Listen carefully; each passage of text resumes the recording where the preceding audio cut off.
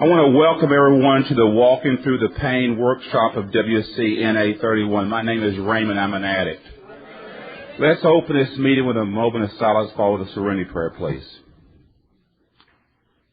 Prayer.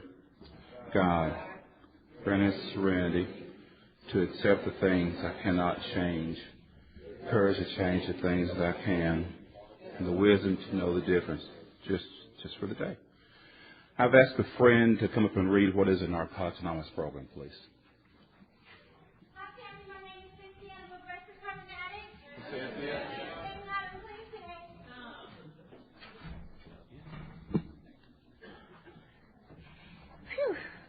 What is a Narcotics Anonymous program?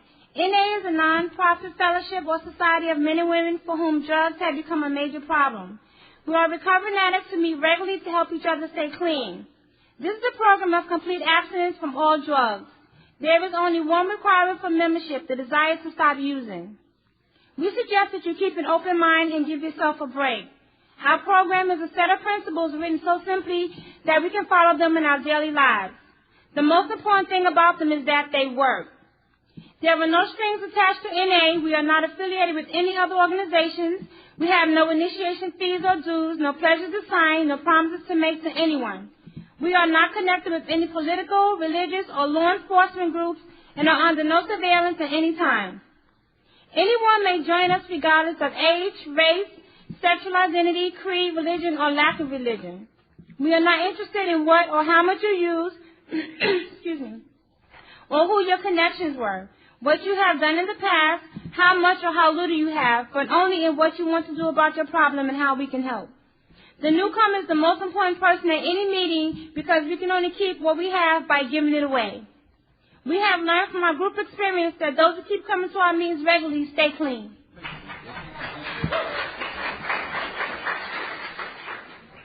I've asked a friend to read, Why Are We Here?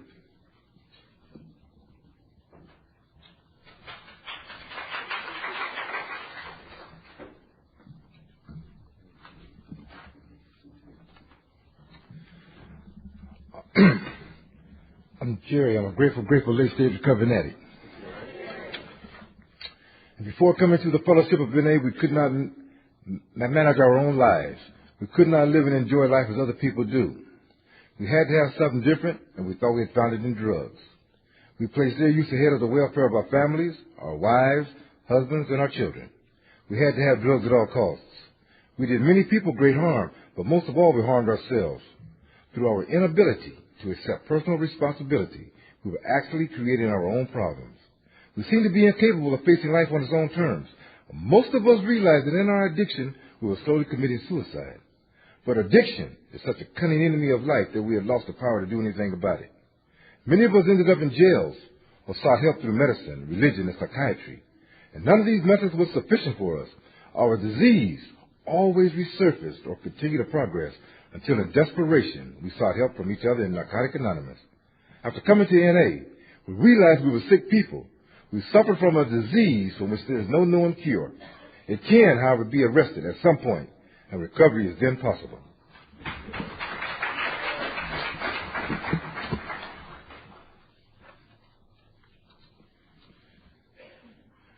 I guess at this time I'd like to introduce our speaker, which will be Jan C. from Texas.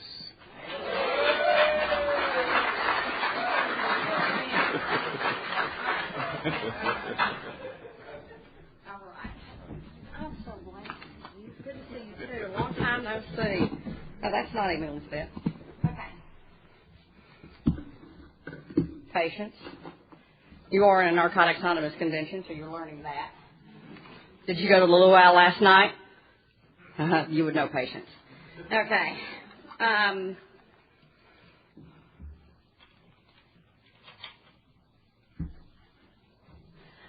I'm Jan C. from Texas, and I'm an addict. And I am really glad to be here. I mean, I'm like pumped, and then it's kind of like, okay, now I got to like walk through pain, and it was like pain getting over here after the speaker meeting. I mean, it was close. I am really glad to be here. That was cute. My glasses. Brought my glasses. I brought my basic text up here. The days of me being able to spontaneously read anything have long since passed, including those new little basic texts. Did you see those? Like Barbie basic texts or something, you know. I had like 4 of them. It's like, what is this? I can't, you know. So, yeah, we need big basic text. I've been clean since July 12th of 1983, and I'm very grateful for that. And also I'm from the Miracles Happen in Fort Worth, Texas. And I'd like to just say how grateful I am to a lot of my friends, both from Fort Worth and Dallas, that are here tonight for this workshop in Texas and as a whole. It really helps being up here because I'm very intimidated to be here up here speaking this weekend. I've heard a lot of good speakers, and it's an honor, but it's also scary to be up here. You know, when I originally got the call about my workshop topic of walking through the pain, quite frankly, I was a little bit surprised because I really don't consider that I had gone through a lot of pain since coming into recovery. But I did what I usually do when I get assigned a workshop topic. You know, I get kind of quiet and I ask God to help me see where the topic applies to me. And I realized that actually since coming into the program, I had been audited, fired, sued, married, divorced, been left for the other woman, been the other woman, caught my boyfriend in bed with another woman, buried both parents, lost all my money, not once but twice, and my dog died. And I thought, I don't know about a workshop topic, but this is one hell of a country and western song.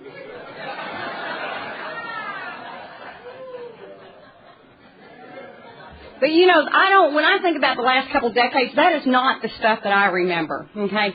I remember the things like my first convention back in 1984 in Chicago, the World Convention back in Chicago, and the first time I saw a girl with a purple mohawk. I mean, we just don't get a lot of purple mohawks in Texas.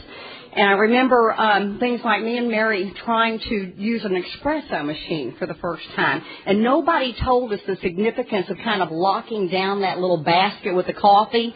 And when she went over to check it because it didn't seem to be working right, and that coffee came shooting out and everybody in the room had to hit the floor. I mean, I didn't know coffee grounds could travel like that. They have aerodynamic lift if given enough force. And, you know, for months Mary said that she'd invite them over for coffee and they'd say, well, good, but you're not going to make espresso, are you? But, you know, I also remember 3 women who hopped on a plane from Dallas to Los Angeles when I received a doctorate degree at 18 years clean, and they came out to stand in as my family that has since passed away. And that's what I remember about this. The reason I probably remember that is because, quite frankly, you guys took a scared little girl who was not going to tell you she was scared, and you turned her into a woman, and a woman that could hang. When I grew up in what I would consider very comfortable circumstances to parents that actually really wanted children, okay, and they had me. My sponsor says that we often go through things and situations and we come out of them making decisions that shape us and impact our perspective and our behavior for years to come.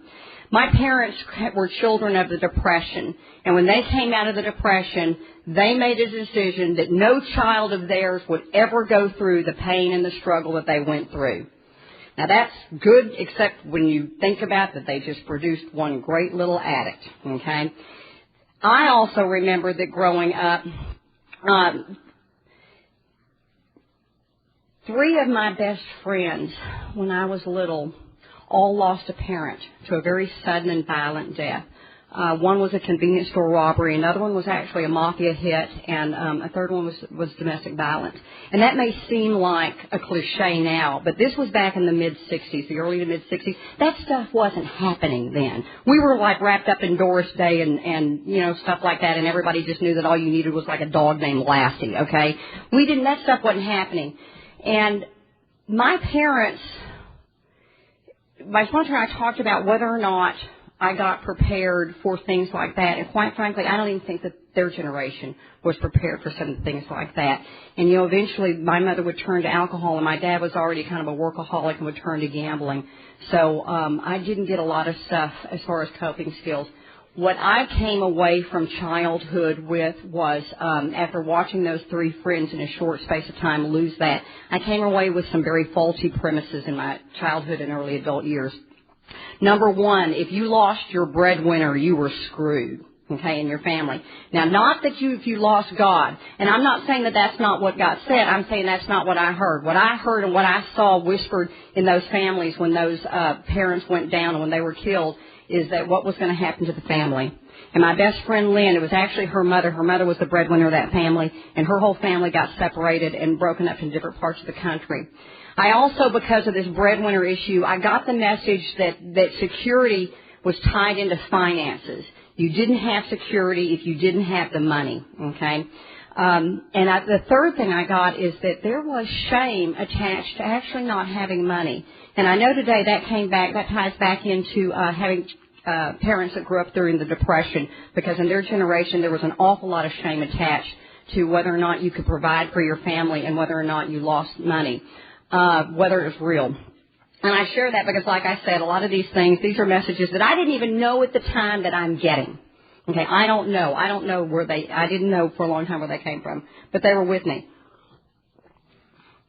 So it was no surprise that when I got to this program, quite frankly, I knew I had a drug problem. You just can't spend your nights on your hands and knees with a flashlight and a pair of tweezers picking sheetrock and loading it into a pipe and not know that can't be a good thing, okay? But I also know that it had been the dope that had kept me from flying apart from a long time, because I was positive that whatever was coming was going to happen to me next, because it happened to everybody around me. So I lived in fear, just waiting for it to happen.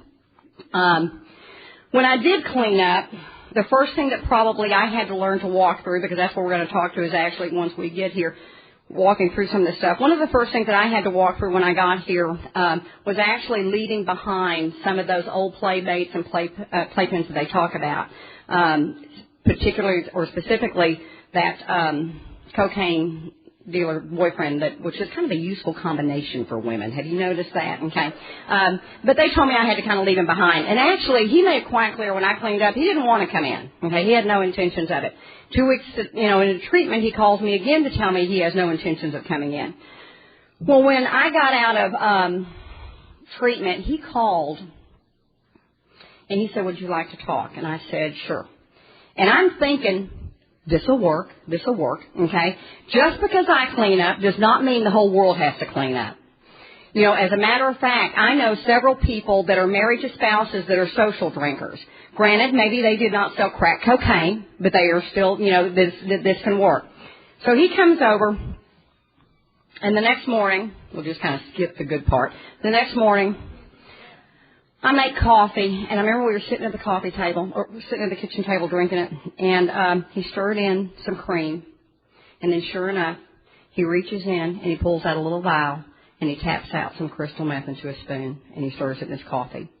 He starts to put the cap back on, and he just pauses, and he hands it out to me. I said, "No, thank you. I don't do that anymore." He just kind of shrugged and he put it away. We finished our coffee, and I took our cups back over to the sink, and I sat them down, and I looked at that cup, the one that had the spoon, that had touched the crystal meth, and all I wanted to do was just lick the spoon. I swear, that's all I wanted to do was lick the spoon. And right then and there, I knew that this was not going to work. I knew that there was no way I was going to be able to hang with somebody that did dope, and the day would come that I was going to do a heck of a lot more than lick the spoon, and I just felt something inside cave. That was a Saturday morning, and we had our little aftercare group for that hospital, which I kind of thought was kind of lame, but I thought, well, maybe I better go this morning. So, but I'm not going to tell him that he came over. I'm not going to tell him that he had the crystal meth. I'm not going to tell him how bad I wanted to use. I'm not going to tell him how bad I wanted that man. And then when I got up there and I saw who was leading that group, that it was Marty. Marty was this smart, sophisticated, well-put-together woman that was just tough as nails, and there was no way I was going to tell her what had gone on. And I sat on my hands for that whole meeting. And then I did that thing. I asked myself that one simple question that I have had to ask myself many times over the last 22 years. Do I want to save my face or save my ass? So I just made the decision for once to save my ass, and I just started talking, and I started crying, which I kind of like the fact that being a girl, we can kind of cry, and the guys are like, oh my God, let's fix it, and I kind of like that. That works really well sometimes. Side note there. So I went ahead and I told him everything. I told him how bad I wanted to use dope. I told him how bad I wanted that man, and I told him how bad I just hurt. And I just cried and I just hurt. And that woman, Marty, she pulled her chair right there in front of me, and I thought, oh, Lord, here it comes.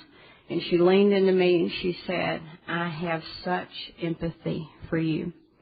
And she proceeded to tell me about how when she cleaned up, she had to leave behind the man that she loved and had to make a choice. And when that woman talked, I knew two things. The very first two tools that I would get in this program of Narcotics Anonymous on how to get through pain. The first one is that I have to voice it. I have to admit it. I have to tell you in. I cannot keep it to me. I cannot keep it between me and God. Okay? I have to tell you. That's our first step. I don't care what it is. I don't care what the problem is. The first thing I have to do is voice it. The second thing is that when that woman leaned into me and told me how she felt and how she understood and that she was with me all the way, that was the beginning. It wasn't the end, but that was the beginning of the competition that I had had with women all of my life.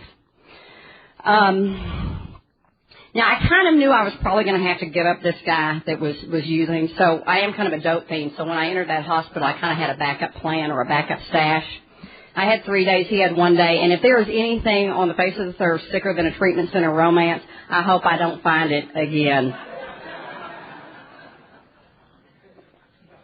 Fortunately, I had a counselor that came in, and he knew that I still had one on the outside, and it kind of started one on the inside. And so he came in a couple of days before I was supposed to leave, and he said, apparently you do not have much trouble getting into a relationship, but you may have had trouble getting clean. He said, I will suggest to you that if you continue the way that you're going, you will put them first ahead of your recovery, and you'll lose it all. He said, if, however, you stay here and let us show you how to put your recovery first ahead of that, you may someday have it all. So for me, what you taught me to do was the first thing that I did is I went to 90 meetings in 90 days, regardless of whether that guy went. I got out of there, I got a sponsor, and I started working the steps, regardless of the fact that he did not.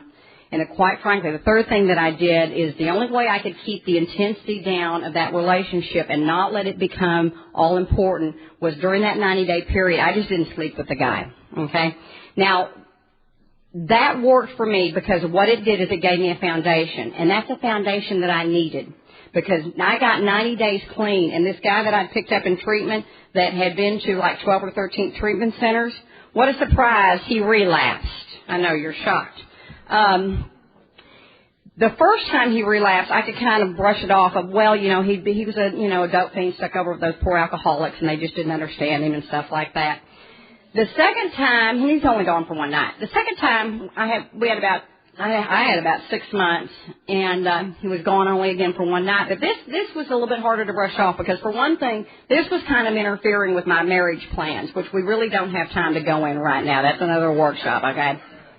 But it was interfering with that. And then when I had a year clean, he actually told my sponsor, not me, but he told my sponsor that he had actually been out using, and not for a little bit, but he'd been out using for several months. And I was devastated. I felt like I'd been sucker punched. For one thing, I felt stupid. I'm living with the man by this point, and I didn't even know that he was using. And it turns out that some of us in this program have a capacity for, seeing only what we want to see. Just a few of us. I know I'm an isolated case. The other thing is that I felt betrayed. I felt it was him and me. Back in the early 80s, a lot of people weren't cleaning up, and if you told somebody that you didn't use dope, they're like, why not? If you told them you didn't drink, you're like, are you sick? What? Nowadays it's kind of fashionable, but it wasn't back then. And so I kind of felt like it was him and me against the world. And when he told me that he'd been using, he was now them. He's no longer us. And that's when I got another one of the tools that I had to use, and it's one of the most important tools that I have today. And that's the time that I learned how to get through a night 5 minutes at a time.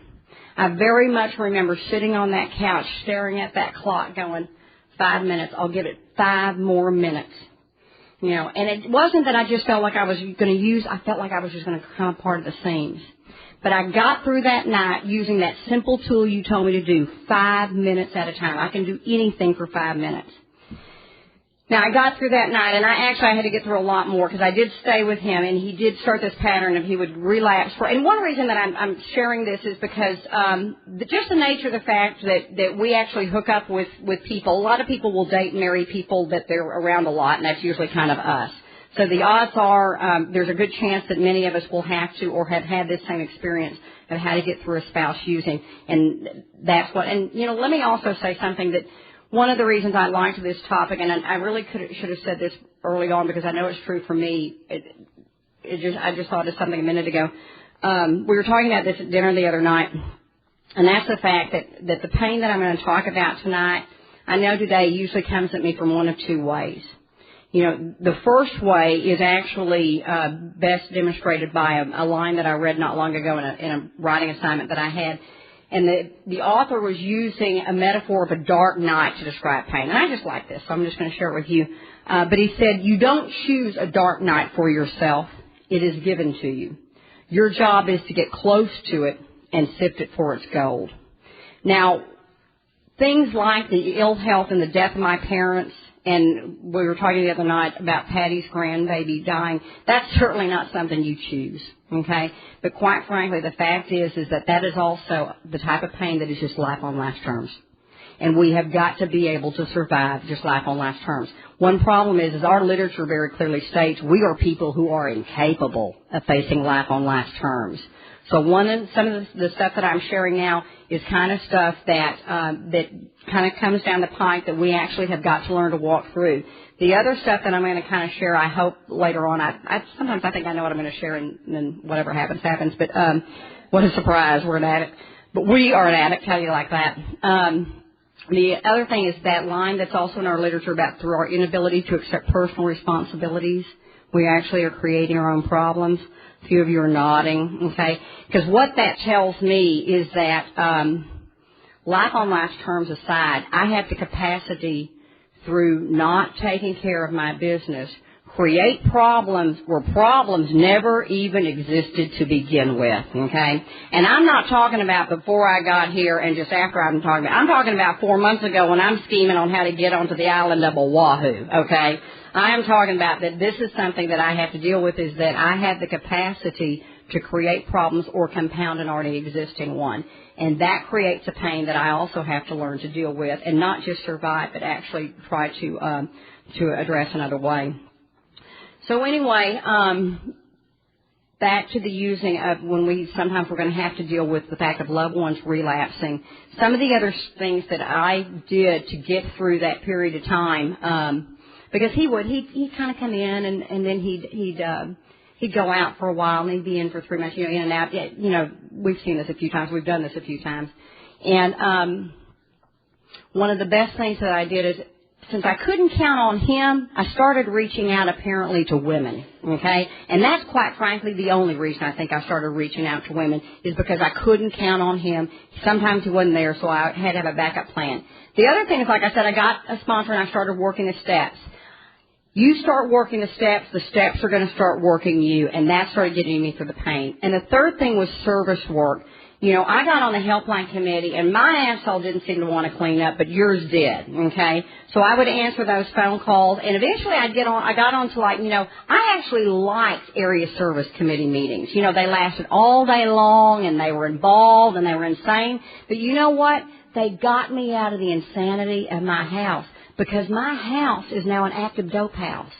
And so it got me out of that. Texas is a big state, and we would have, our RSCs, we'd have to travel long distance, and Mary and I pack up that espresso machine and take it all sorts of places and explode it all over the state of Texas. So, we got to where we enjoyed that.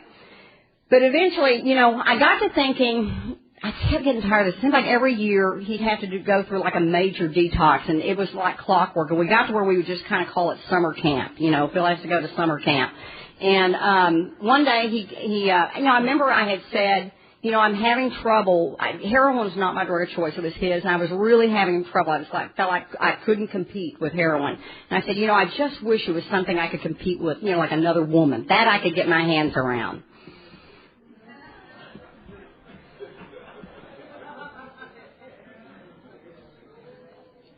So he came home from summer camp, clean, and he said that he had met someone. And he said he didn't know what he wanted to do. About a week later, he said that he had made up his mind what he wanted to do. He wanted me to move out and her to move in. And I remember just telling him, no. And then I walked out of the room and freaked out, and called my sponsor. Oh, what am I going to do? And I went through the process. This went on for a few months. I started doing everything I knew to keep that man. Whatever it took to keep him, I could not let him go. I could not let him leave, dope habit or not, I only had a couple of years clean at this time, and I didn't have what it took to get there alone. Like I said, remember, I had no coping skills when I got here. I had no strength. I had no way to get through pain. So my best strategy was to avoid the pain. So anyway, this went on for a few months, and I remember it was a Saturday morning, and I was getting dressed. And he came in and he said that he'd made a decision. He was leaving me and he was going to her. Now, right then. And I know that I did a lot of things that were fairly undignified when I was using, but I will always remember that day of being half dressed, sinking to my knees in the hallway of my home, begging that man not to leave and having him turn away, look at me, turn away, and go to her. I remember screaming. I remember lunging for the phone. And I remember calling my friend Nancy. And I remember Nancy saying, do not move. Stay where you are. Help is on the way. She sent her boyfriend, because she was at work, she sent her boyfriend Dale, who was also a good friend of ours. And he said, go get my sponsor. I was also a sponsor. He said, go get my sponsor. Take her down to Doors. That was our group. And she said, just stay with her. And Nancy got on the phone. And one by one, the women of Narcotics Anonymous came.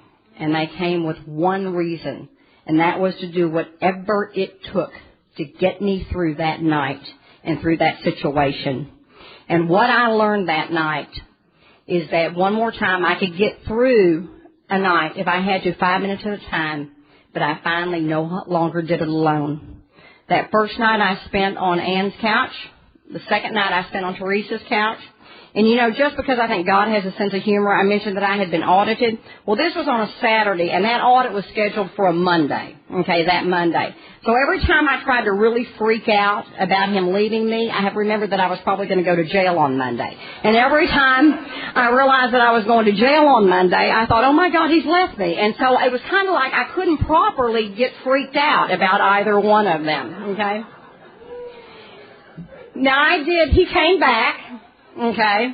He came back. Of course he did. Whatever. Where else is he going to go for long? And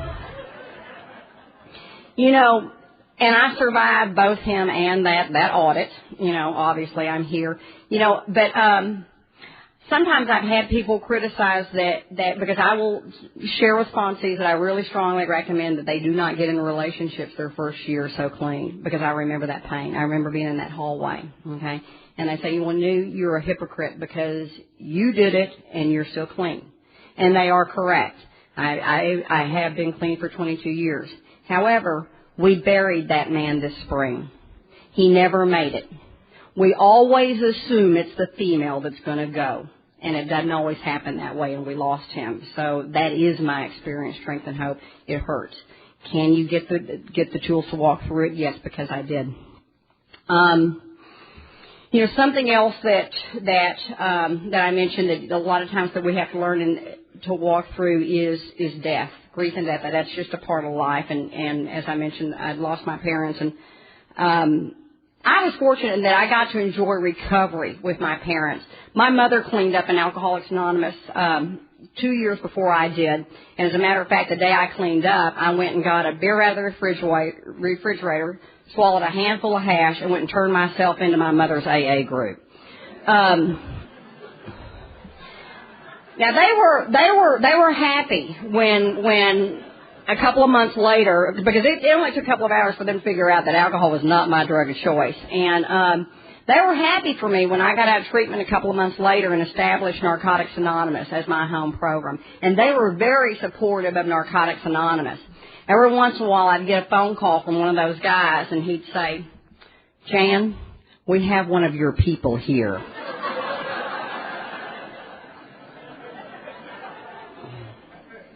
Come get them. And we did. But after I had a few years clean, my mother began to succumb to Alzheimer's, and it's just a nasty disease. And, Mother was not my best friend. Mother was my mother. Okay, and I really loved her, and we were very, very close, and especially once we got into recovery together. And my dad, I swear, he just started dying right along with her. It broke his heart to watch it, too. And it was really painful. I mean, I hated being over there. I hated seeing her. I hated reminding her of things. I just hated watching her slip away. And I didn't really want to deal with it. And a cousin of mine that had been raised with us actually stepped up and she said that she would handle it, that she would take care of the day-to-day situation. And I let her. In the back of my mind, I'm thinking, that's probably not a good idea. But you know what? Often, even in recovery, you give me an option to avoid some pain, and I am subject to take it. And I did then. This went on for a few years, and one day I got a phone call from my parents' housekeeper. She said, "Come quick, it's your mama." And I went over. The first thing I noticed is the gates at the driveway were closed, and they're never closed. And I got out of my car, and at the time I had red hair. It was very fashionable then. And I had red hair, and I walked up, and my mother was standing there at the gates, and she looked at me, and she smiled the sweetest smile. And she said, "I used to know a girl with red hair." And I knew at that moment I was never going to talk to my mother again. I took her to the doctor, and of course they did. They confirmed that she had apparently had a small stroke, and that physically she was okay, but that her mind was probably gone, and that she wasn't coming back. And I remember that day was really, really, really rough. And I remember somebody that night telling me, God never gives you more than you can handle. And I said, good, because that is it. And the next day, I got a phone call from the maid again, and she said, "You better come quick." She said, "That cousin of yours has taken your parents away and put a for sale sign in the yard." So what she had done is she had been systematically looting the estate for a few years. She had emptied out all the money out of their bank accounts, all the money out of their life insurance policies, put the house up for sale, and with her to receive the proceeds. She had issues. And, that day I remember standing there in that driveway, and the day I had feared since childhood had come to pass. I had lost my parents and my financial security in one day. I remember getting a lawyer. I remember having to go to court. I remember having to go get my dad and put him back. I remember we left my mother in a nursing home, and I remember the end of that day, and I thought, I can't. All I need is, if I can just end this day, I'll be fine. And I went home, and I went home alone. And I remember thinking, I'm going to be okay. And I remember taking a bath, and I remember thinking, And there is a line in More Will Be Revealed that simply says, we often have to be willing to do that one extra thing. And I knew for me what that one extra thing was. It's you. I made a phone call. I drove the mile over to my girlfriend's house, and her husband just were with me until I could go to sleep that night. Now, at that time, I probably had 7 years clean. Now, at the time, what I didn't really realize is that I had slowly been kind of slipping back on that, practicing these principles in all of our affairs, as sometimes happens. Our book also tells us that once we have time, once we get clean, what is our biggest enemy? Complacency. Okay?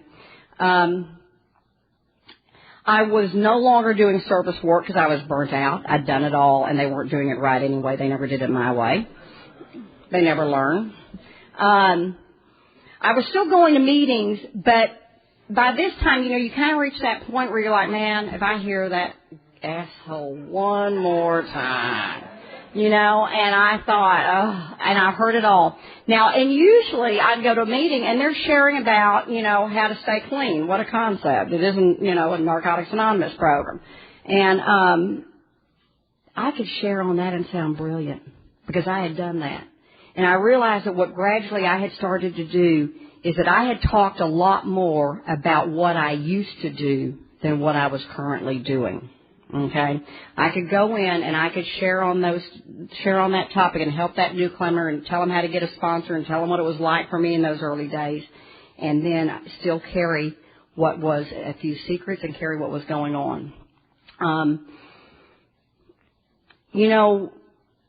I also had gotten into another relationship, which on the sick meter was probably just one notch up above that treatment center romance. It was with a lawyer. That should explain it. Oh, sorry, Bobby. One of the things that I remember is that it was kind of just like looking back, it was like a slow whirlpool going down. I began to resort to some of my old familiar methods of dealing with pain, avoidance, and procrastination. Pain was one of the reasons that I used dope, okay? And now that I'm not using that, I have to look for other alternatives.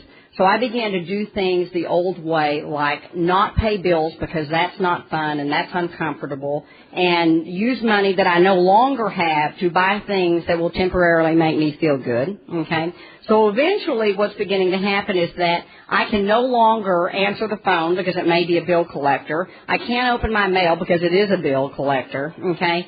And I'm not really telling anybody. I'm still going to meetings and I'm sharing about my experience and hope on how to stay clean in Narcotics Anonymous.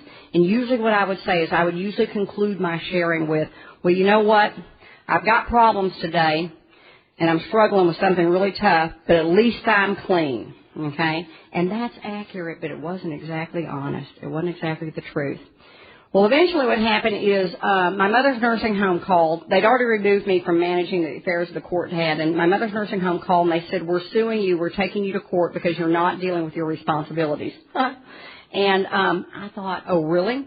Well, I'll show you. I'll just commit suicide, and let's just see you make me deal with my responsibilities. Now, this was not the first time I thought about suicide. I don't know any self-respecting addict, quite frankly, that doesn't, at least think about it a couple of times. Go to a group conscience meeting and you are there, okay? But it usually passes. This time, though, it didn't pass because this time it was a way out of the pain. You told me when I got here that you could help me get through the pain and struggle of life. I didn't want to learn how to get through the pain and struggle of life. I wanted a life without pain and struggle. And the only way I was going to get that was not to be in this life. The problem was I didn't know how to do it. Okay? I'd heard of people trying it and botching it and ending up worse than they started off with. I also knew that those that were successful, they weren't available to ask. And you just can't call your sponsor and say, if you're going to commit suicide, how would you do it? Okay? But you know what? I knew that I would find a way. If I needed to go that route, it was there, and I knew something would come up. So actually, I very quietly and I just started organizing things. I remember I put together a will. I made instructions on what to do with my dog Fang, and I felt good for the first time in a long time. I felt good. I had about 10 years at this time. And I remember the boyfriend called, and we were talking about making plans to go out, and things were really going good, by the way, with the relationship right then. I was very happy with that. And so later on that day, I got out. We didn't have plans that day, but I got out and I was in his neighborhood, and I thought, you know what? I think I'll just go by and surprise him. I have a key. So I went by, and And I was having trouble with my key in the lock, okay, and it wouldn't open. So I went around the back to where the bedroom door is, and it was almost like somebody was like holding the door. And I looked in, and there he is, buck naked, holding the door, okay. Now, there's only one reason a man with no clothes on is going to be trying to keep a woman out, okay, and that's as if he has a woman in, okay. So anyway, I don't take no for an answer really well, so I busted my way on in and, made myself at home. And that didn't go well. And I remember, I left there and I went, I'm very well trained, I went and I called my sponsor. And she wasn't available, but she said, you know what to do. She said, go find somebody and be at my house tomorrow morning at 8 o'clock. And so I went and I found my friend Charles had cleaned up about the same time I had, and we had coffee, which is always the answer to all the problems in Narcotics Anonymous. And so we're sitting there, and I'm just, oh, woe is me, woe is me. And I'm talking about how he done me wrong and how upset I was. And then I said, but you know what really pisses me off is that now if I commit suicide, the son of a bitch will think it's because of him, okay?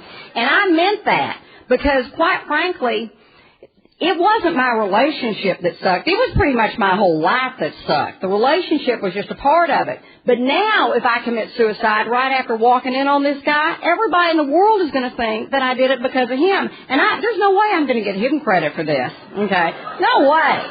I'm pissed, so now I can't even do that.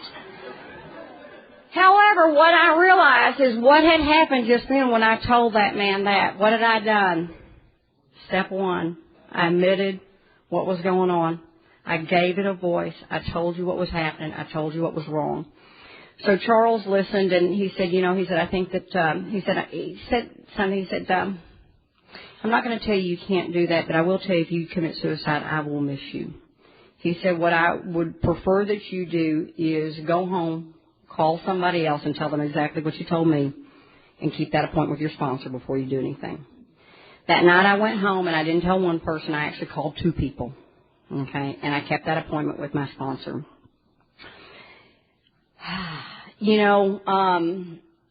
By this time, like I said, I had about 10 years clean. And what I realized today is that by this time in Narcotics Anonymous, I had learned how to survive pain without the use of dope. And you have got to be able to do that, or you go nowhere else in this program.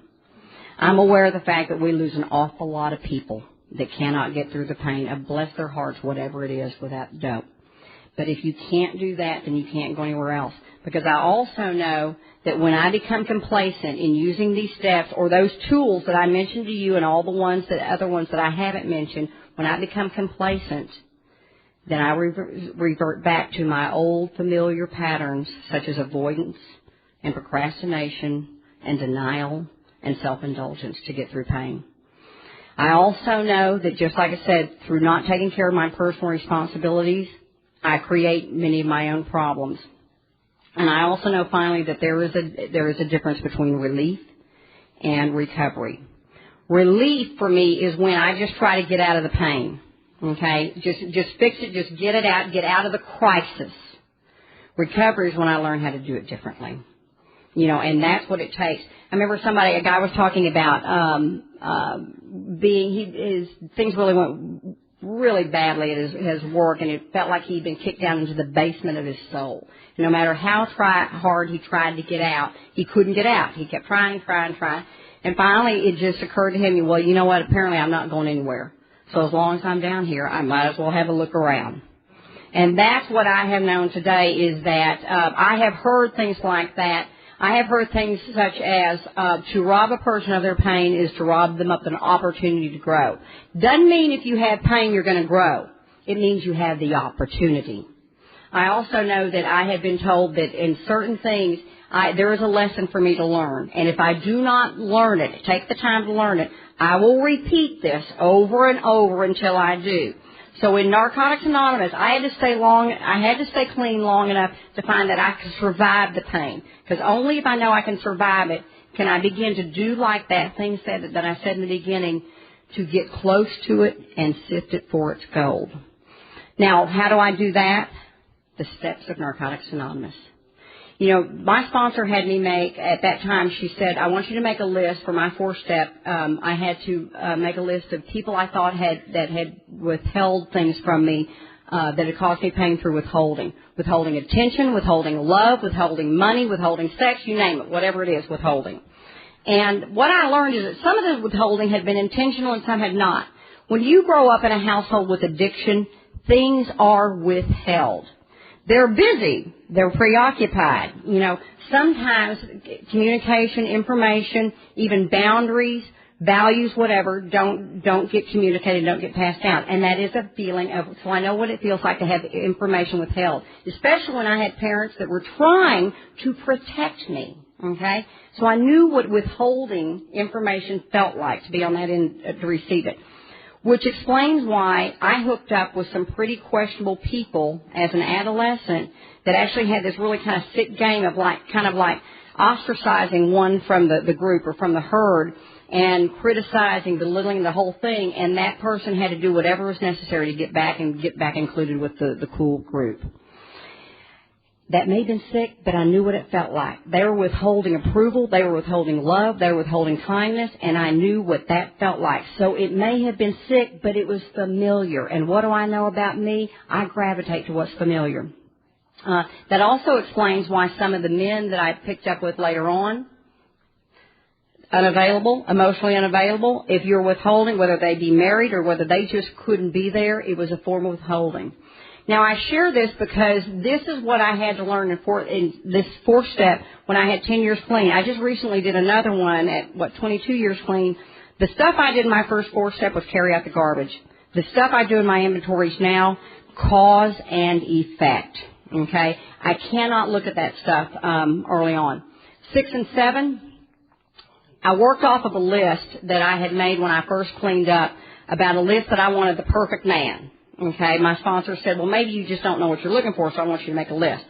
So I made a list, and I still didn't find a perfect man. And one day I was looking at that list, and I thought, son of a gun. The object was not to look for the characteristics. The object was to become the list. Because only if I do that am I going to be a match for a person like that. One of the things on that list was honesty. To this day, I used to pray, I used to ask God to help me stay clean. Today I ask God to help me stay honest. If I stay honest, I will not tell myself I can have just one, okay? And I have to do it with the little things. If I drop a Kleenex, I don't just say, oh, well, whatever, it's biodegradable. No one will care. You know what? It's mine. I dropped it. It's my responsibility. If I cannot be honest about the little things, do you really think I'm going to be honest about the big ones, okay? So today I use little things as practice for the bigger things. Kindness was another thing on that list. I am self-centered, arrogant, egotistical. I'm describing maybe anybody else in the room too. You know, stop me if I'm wrong. You know, yeah, hands going up. Me. That's something I have to work on. But a big thing that I have to do is self-discipline. I have had to learn how to tell myself no.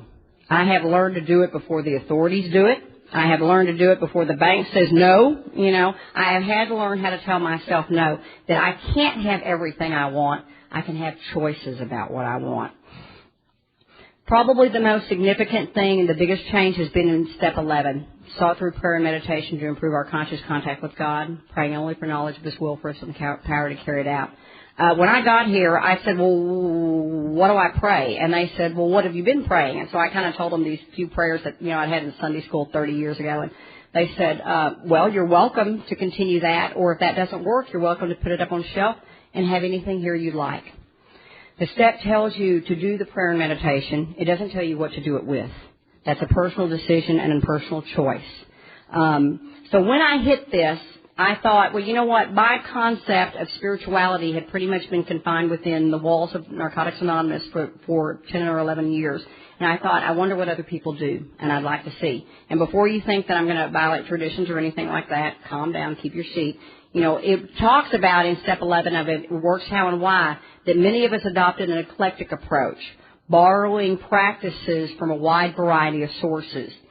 So what I did is I went out, the criteria for me is that if I talk to you about what you did for prayer and meditation, I sought out people and organizations that had what I considered a close, loving, and fun relationship with a God of their understanding, because that's what I wanted. I went out and I found some things that began to work with me, and it opened doors I never dreamed possible. Key thing, though, I did not walk out of that door not to return to Narcotics Anonymous. I went out of that door, I practiced a few things, saw what works, and I still do that today, and I bring it back to my program in Narcotics Anonymous. I don't share a lot of those stuff from the podiums or at meetings. A lot of this stuff is personal. I just practice the prayer and meditation in my own special way. The power to carry it out, what did it give me the power to do? I'll never forget the day that I moved to L.A. to do that doctorate degree. I'd had maybe 2 hours sleep in what seemed like 4 months, and I put my friend Steve that had helped me move on a plane, and I pulled out of the airport, and there I was. It was 7 a.m., and I'm in Los Angeles, and I am looking at the worst freeway I have ever seen in my entire life. And all of a sudden, the magnitude of what I have done has come crashing down on me. I have moved 1,500 miles away from everyone I know, everyone I love. I don't know anyone. I'm doing this program that no addict can do. It's impossible to do. There's no way I can do this. I'm going to fail. And I said, you know what? I am going to freak out. Right now, right here by the side of this road, I'm going to freak out. And this little voice in the back of my mind said, you are just too tired to properly freak out. Go home, get some rest, and then freak out. And I thought, I can do that. So I went home. I went to sleep. I woke up that afternoon. I unpacked. 3 years later, this dope fiend achieved a doctorate degree because of Narcotics Anonymous. Now, I've had a lot of people in and out of this program say they really respected and admired how a dope fiend goes to do that and what I had done. And even people, like I said, that were in the program said, I really admire your being able to do that. How do you do that? You know, I've had people in the program, how do you do that?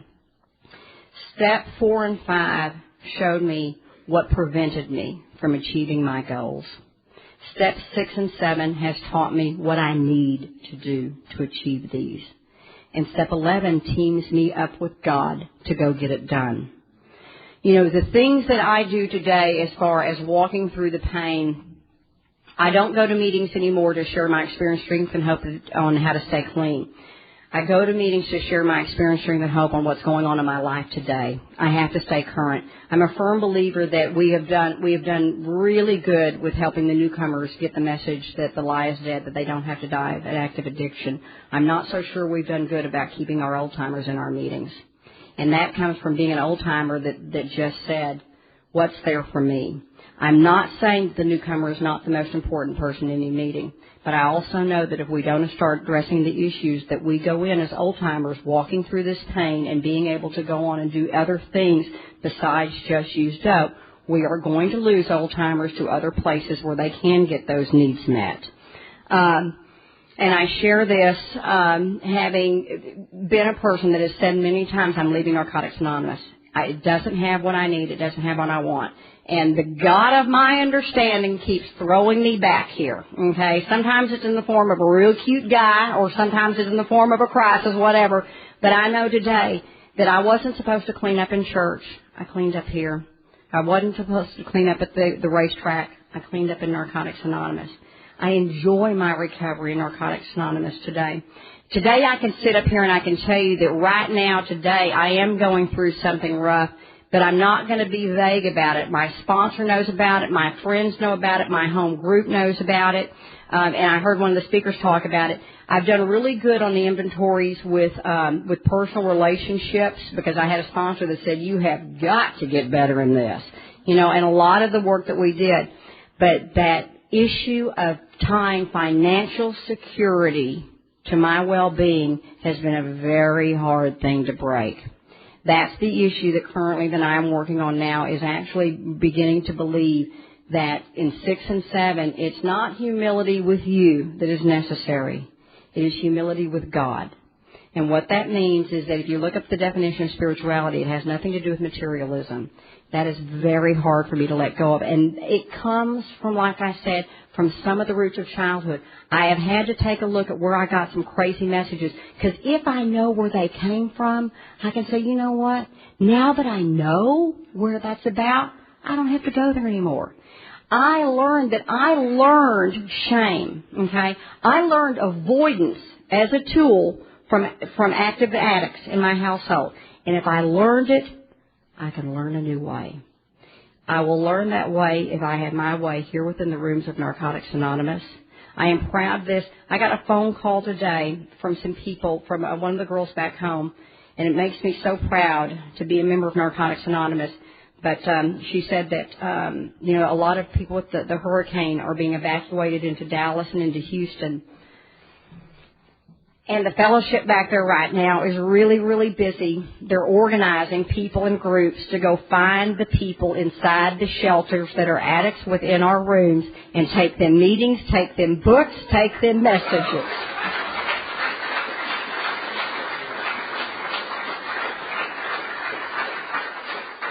And every time I think I can't walk through pain, I'm going to remember that phone call, that y'all will be there for me just as we will be for the next people. I am proud to be a member of Narcotics Anonymous. Thank you. I love you.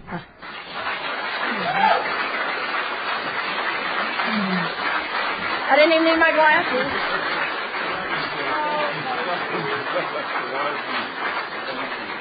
Thank you.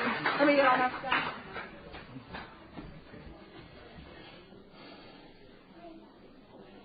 Thank you, Jan, for carrying the message. I've asked a friend to read Just for the Day, please.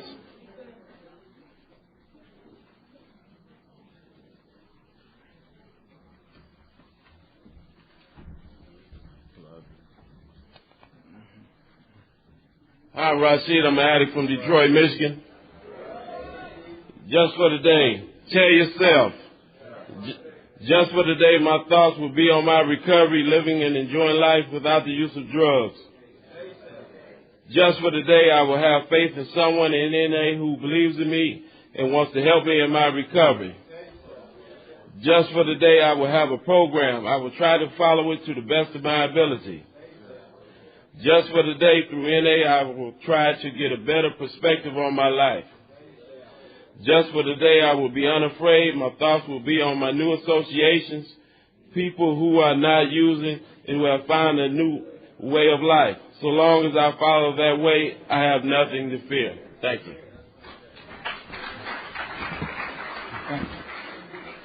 For those who care to, let's close the meeting.